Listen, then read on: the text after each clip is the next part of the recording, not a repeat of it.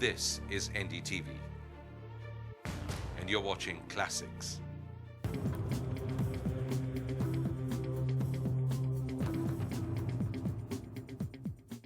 नमस्कार, special report में आपका स्वागत है। स्कूलों में इन दिनों गर्मियों की छुट्टियां चल रही हैं। वक्त है स्कूली बच्चों के खेलने कूदने मौज मस्ती का। लेकिन इन्हीं दिनों दिल्ली में ऐसे कुछ बच्चे अपने भविष्य की बुनियाद रख रहे हैं जो आमतौर पर स्कूल जाना पसंद नहीं करते। ऐसे बच्चे जिनकी शरारतों के चलते उन्हें स्कूल से निकाल दिया गया या फिर जिनकी शैतानियों से बाकी बच्चे खौफ खाते हैं।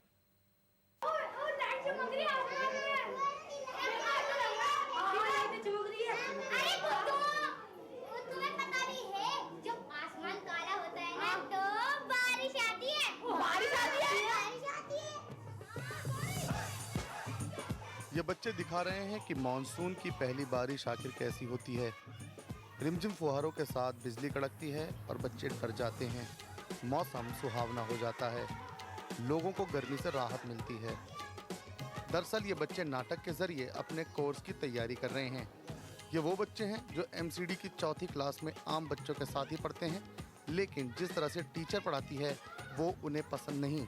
इसलिए या तो वो पढ़ना ही नहीं चाहते या फिर स्कूल में पढ़ाई के वक्त शैतानी करते हैं। बच्चों का कहीं स्कूल से नाता न टूट जाए, इसके लिए ये प्रयोग पहली बार एमसीडी के स्कूलों में चल रहा है। मेरा खेल में भी मन लगता है और पढ़ाई में भी, इसलिए मैं चाहती हूँ मैं खेलूं भी और पढ़ाई भी करूं। और इसमें समर कैंप में मुझे खेल भी मिल रहा है और मुझे पढ़ाई भी मिल रही है। मुझे समर कैंप बहुत अच्छा लगा। नाटक के साथ साथ जिन बच्चों को डांस में दिलचस्पी है उन्हें डांस के माध्यम से कोर्स पढ़ाया जा रहा है। यानी बच्चों को मज़े मज़े में कोर्स भी पढ़ाया जा रहा है, क्योंकि ये उन बच्चों के लिए है जो हमेशा स्कूल जाने से कतराते हैं और अगर कहीं चले जाएं तो आराम से नहीं बैठते।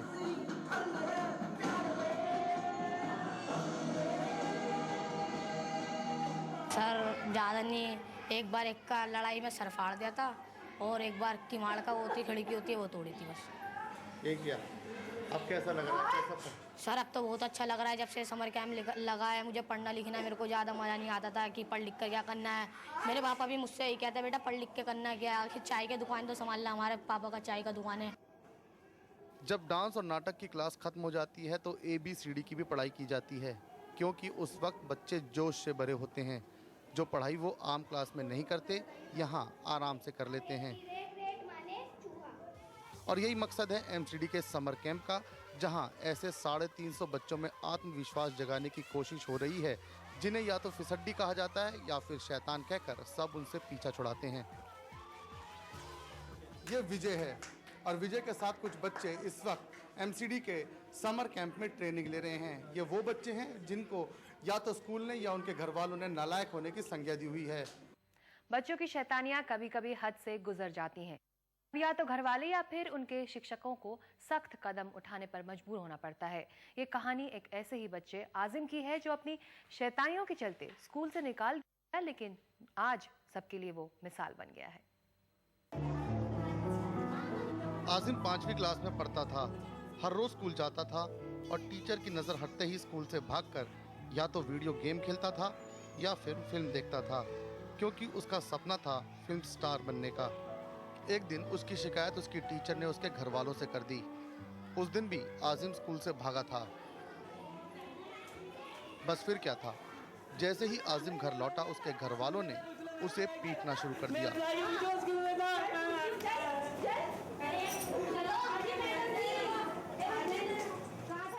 पीटते पीटते उसे उसके घर वाले स्कूल ले गए और अपने साथियों के सामने पिटना आजिम को नागवार गुजरा और वो घर छोड़कर भाग गया।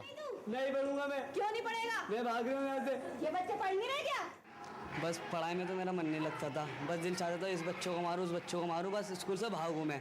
मैम को भी तंग करना, मैम कहती थी बैठ जाओ, हम बैठते नहीं थे। हम क्यों बैठे मैम, आप बैठ लोगे, कह रही हम तो खड़ो के पढ़ेंगे। यानी कि ऐसे छुचोरापन करते थे क्लास में। इस बच्चे के तमाचे मार दिए, तू क्यों पढ़ लिया था, मेरी तरह रहेगा, तू भी नहीं पढ़ेगा, तू क्यों पढ़ेगा जब मैंने पढ़ लिया। तो पुरानी दिल्ली की गली कासिम जान के एक एमसीडी स्कूल में पढ़ने की बजाय आजिम को मुंबई ज्यादा भाती थी, लेकिन भागने से पहले वो उन लोगों से मिला जो नुक्कड़ नाटकों के जरिए बच्चों को स्कूलों में दाखिला दिलाने का काम कर रहे थे। टैलेंट नाम की संस्था से जुड़ी चंदा ने आजिम को मुंबई जाने से रोका। चंदा आजिम को समझा बुझाकर दोबारा स्कूल ले गई और आजिम को उसने थिएटर से भी जोड़ा, जो कि वो करना चाहता था। उन्होंने कहा नहीं मैंने स्कूल से निकाल दिया है इसको। तो मैंने कहा नहीं, आपको इस पर ध्यान देना चाहिए। आपके पास अगर ऐसे 5 बच्चे आए थे, 6 बच्चे आए थे, तो स्कूल में से ये ऐसे बच्चों को आप निकाल कर एक हल नहीं ढूंढ रही हैं। हल आप कैसे ढूंढेंगे? स्कूल में से बिठाकर इसकी प्रॉब्लम को जानकर, जैसे कि मैंने समझाया इसको, वैसे आप भी समझ सकती हैं। वक्त बीतता गया और आजिम ने पढ़ाई के साथ साथ थिएटर भी सीखा। आज वो 16 साल का है और अपने जैसे उन बच्चों को जिन्हें क्लास से निकाला गया है उन्हें थिएटर सिखाता है और कंप्यूटर भी।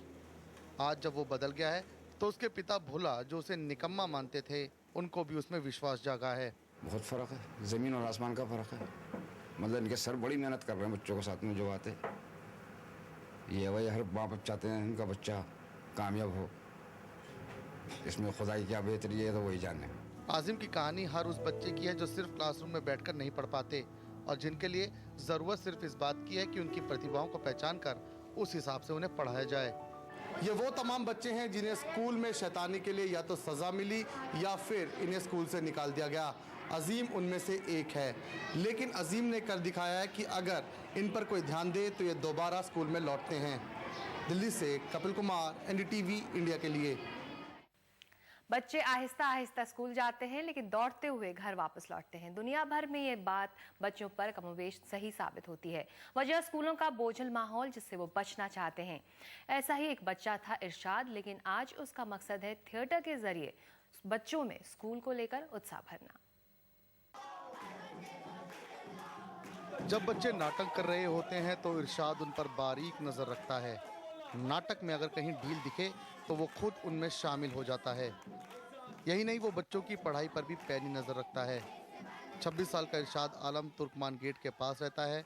उसे याद है कि बचपन में वो इतना शैतान था कि कई बार स्कूल से निकाला गया। राह चलते लोगों को परेशान करना उसकी आदत थी, लेकिन उसे थिएटर का शौक था। घर वाले उसे कबाड़ी की दुकान पर बैठाना चाहते थे, लेकिन ये उसे पसंद नहीं था। ऐसे में आखिरकार उसने थिएटर सीखा और अब वो कर रहा है जो करना चाहता है। क्लास में सबसे ज़्यादा या घर में गए सबको तंग करने वाला और सबसे ज़्यादा कहें शरारत करने वाले लड़कों में से रहा हूँ। तो हाँ, नेचुरल है। यही लोग कहते हैं ये बच्चा कुछ नहीं कर सकता, बेकार है, नालायक है, और ऐसे ही रहेगा। थिएटर सीखने के बाद इरशाद ने सपना देखा अपने जैसे छात्रों को थिएटर के जरिए स्कूलों से जोड़ने का। इसके लिए उसने पहले पुरानी दिल्ली के 36 एमसीडी स्कूलों को तलाशा। वो हर रोज एक स्कूल जाता है और वहाँ सबसे फिसड्डी और शैतान बच्चों के नाम लेता है। इसके बाद ऐसे बच्चों के माता पिता से मिलकर उन्हें समर ट्रेनिंग कैंप में लाता है, जहाँ वो और उसके साथी मिलकर उन्हें सुधारने की कोशिश करते हैं। लेकिन कहीं एक सवाल था। सवाल ये था, मैं पढ़ाई से क्यों दूर भागता था।